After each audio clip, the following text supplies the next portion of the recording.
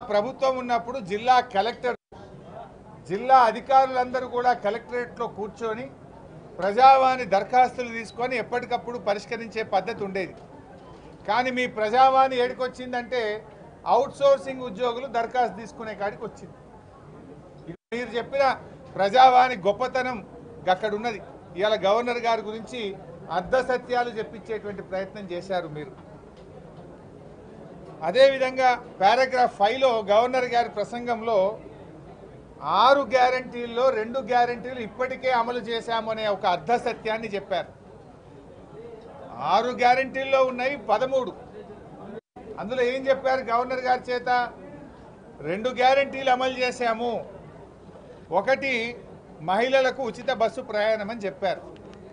ఇది మహాలక్ష్మి కింద 3ంటిలో 1 మాత్రమే మహిళలకు ఉచిత బస్సు ప్రయాణం. 6 గ్యారంటీల్లో 1 మహాలక్ష్మి. మహాలక్ష్మిలో ఏమున్నాయి? 500 రూపాయల గ్యాస్ సిలిండరు, మహిళలకు 2500 రూపాయలు, మహిళలకు ఉచిత బస్సు. ఈ 3 అమలు చేస్తే 1 గ్యారంటీ అమలైనట్టు లెక్క. కానీ 3ట్లో 1 మాత్రమే చేసి 1 గ్యారంటీ అమలైందనేటువంటి ఒక అర్ధ సత్యాన్ని గవర్నర్ చేత పలికించడం ఇది చాలా దురదృష్టకరం. ఈ యొక్క శాసనసభ ప్రతిష్టను, గవర్నర్ గారి ప్రతిష్టను దిగజార్చే విధంగా ఈ ప్రసంగాన్ని తయారు చేశారు. ఈజ్ ఇట్ నాట్ ఏ లై?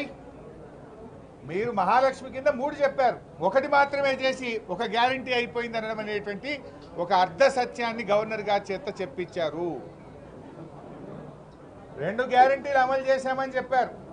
ఒకటేమో అర్ధ సత్యం, రెండవది ఆరోగ్యశ్రీ. దాని గురించి గవర్నర్ గారి ప్రసంగంలో నామమాత్ర ప్రస్తావన కూడా లేదు. అంటే దాని అమలు లోపభూయిష్టంగా ఉంది. 10 లక్షల రూపాయలకు ఆరోగ్యశ్రీ పెంచడం అనేది దాని అమలులో అది లోపభూయిష్టంగా ఉన్నది. అందువల్ల దాని గురించి గవర్నర్ గారి చేత ఒక్క మాట కూడా తన ప్రసంగంలో చెప్పించలేదు. అంటేనే దాని అమలు సరిగ్గా లేదని మీరే చెప్పకనే చెప్పారు. మరి నిర్దిష్ట సమయంలో 6 గ్యారంటీలు అమలు చేస్తామన్నారు. గౌరవనీయులైనటువంటి ముఖ్యమంత్రి గారు ఆ రోజు ఎన్నికల ప్రసంగంలో డిసెంబర్ 9వ తేదీ నాడు నేను ముఖ్యమంత్రిగా బాధ్యతలు చేపడతా, అదే రోజు 2 లక్షల రుణమాఫీ చేస్తా అని చెప్పి ఎన్నికల సమయంలో ప్రకటించారు. సరే, వాళ్ళు ఏమనుకున్నారో ఏందో కానీ ప్రమాణ స్వీకారం 2 రోజులు ముంగటికి ప్రీపోన్ చేసుకున్నారు. 9వ తారీఖు బదులు 7వ తారీఖే ప్రమాణ స్వీకారం చేశారు. ప్రమాణ స్వీకారాన్నేమో ప్రీపోన్ చేసుకున్నారు.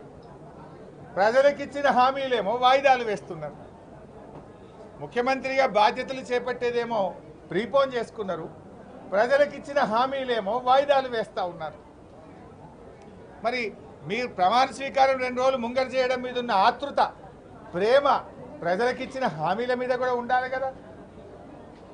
మీరు చెప్పారు కదా, డిసెంబర్ 9వ తేదీ నాడే 2 లక్షల రుణమాఫీ చేస్తామని చెప్పారు. రాగానే వడ్లకు బోనస్ ఇస్తామన్నారు. డిసెంబర్లోనే 4000 పెన్షన్ ఇస్తామన్నారు. ఇచ్చిన మాట ఎందుకు నిలబెట్టుకోలేకపోయారు? ఆ విషయాన్ని గవర్నర్ గారి ప్రసంగంలో ఎందుకు ప్రస్తావించలేకపోయారని చెప్పి నేను ఈరోజు అడుగుతా ఉన్నాను. అంటే ఇప్పటికే మీ 100 రోజుల్లో 60 రోజులు పూర్తయిపోయింది. ఇక మిగిలింది 40 రోజులు. మరి మీరు ప్రమాణ స్వీకారం 2 రోజులు ముంగటికి వాయిదా వేసుకున్నప్పుడు ప్రజలకిచ్చే హామీలను కూడా తొందరగా చేయండి. ఇంకో 10 రోజులు 15 రోజులు అయితే ఎలక్షన్ కోడ్ వస్తుంది, పార్లమెంట్ ఎన్నికలు. మరి ఎట్లా అమలవుతుంది? 10-15 రోజుల్లో ఎలక్షన్ కోడ్ వస్తే మరి 100 రోజులు మీ మార్చి 17వ తేదీకి ముగుస్తాయి.